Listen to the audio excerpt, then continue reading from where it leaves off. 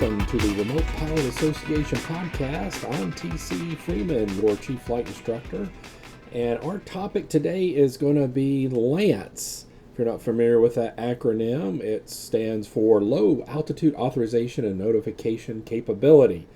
So yet another acronym out of the FAA acronym office in Washington, D.C. They love coming up with those things. What is LAANC? So basically, if you're not familiar, it gives pilots more capabilities to have access to air traffic controlled airspace, which is normally off limits without a waiver. So it's a waiver system that's through an app.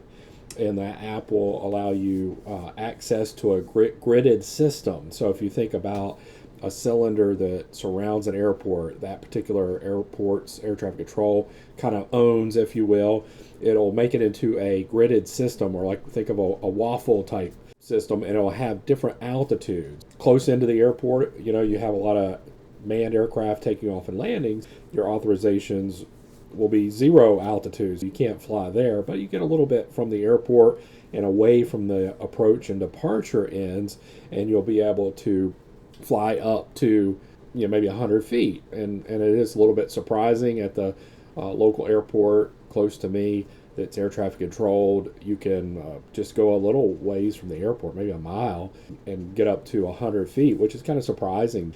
A great system that's been improved. So in days of, back in the early days, you actually had to submit a written letter to the FAA telling them where you wanted to operate and the times and all that.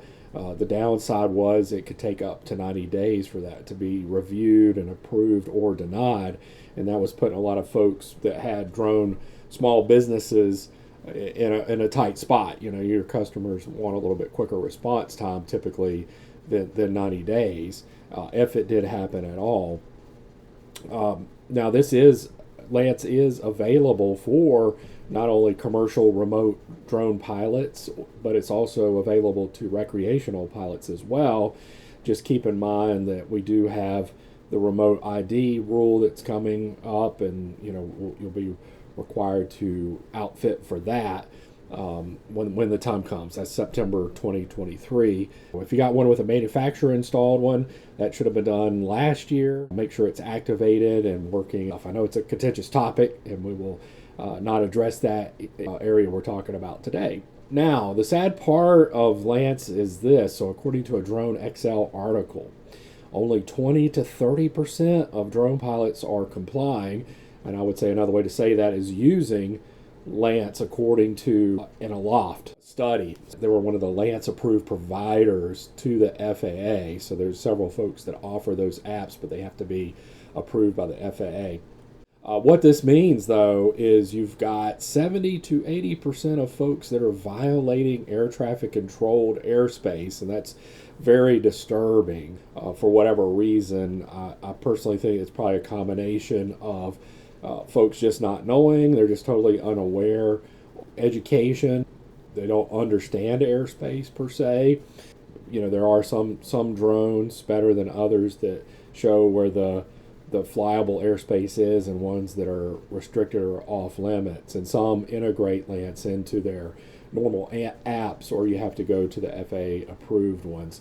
And speaking of that real quick, to find those app providers, if it's not integrated into your flight software, is just do a search online for FAA approved LAANC providers, LAANC, and you should find that FAA.gov page that will list all the providers that are approved. Getting back to the heart of LAANC, it is a great tool for quicker access. So it went from 90 days back in the old days to really instantaneous. Basically go and pre-flight the area, location on the map, and tell which block of airspace you're going to be in and see what altitudes you're permitted to fly.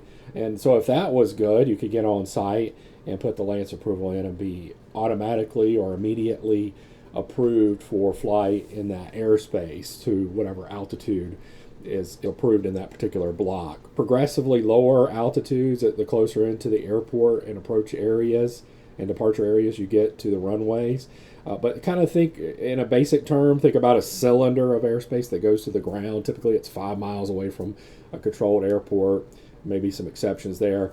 Think about a funnel. It kind of funnels in. So instead of having that block of airspace to the ground, there's actually kind of a funnel effect.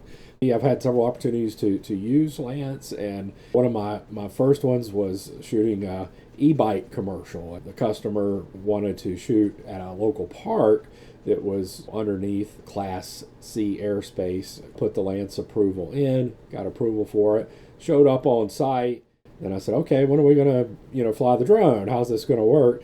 And he said, no, the actual shoot for the drone is going to be down the street. And wouldn't you know it, it was actually closer to the airport. So it was about a mile closer to the airport. I thought, oh, okay, that's going to be a little challenging. Fortunately, I was able to resubmit another LAANC approval and get that immediately. If it would have been the old system, that would have been out of question to be able to fly that mission. I do have concerns, though, about folks that are new flying with LAANC. You kind of have to categorize your flying in different ways. So we had a client that was up in the Chicago area and had several questions about it, and the pilot was brand new. And there's no disrespect here. It's just when you're starting something for the first time, you got to be careful. Let's use the building block approach to learning how to fly. So you start with uncontrolled areas, Class G airspace that's close to the ground, which we say in our classes that's good for drone flying. G airspace is good for drone flying. And then you build up to more complicated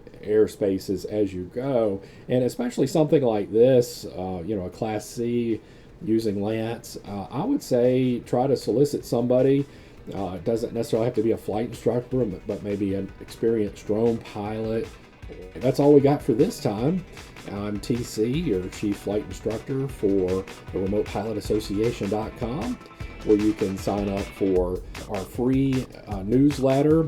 We have, of course, this podcast, blogs, and then also memberships that are very budget friendly. Starting at the price for a cup of coffee a month, you can become a member of the association.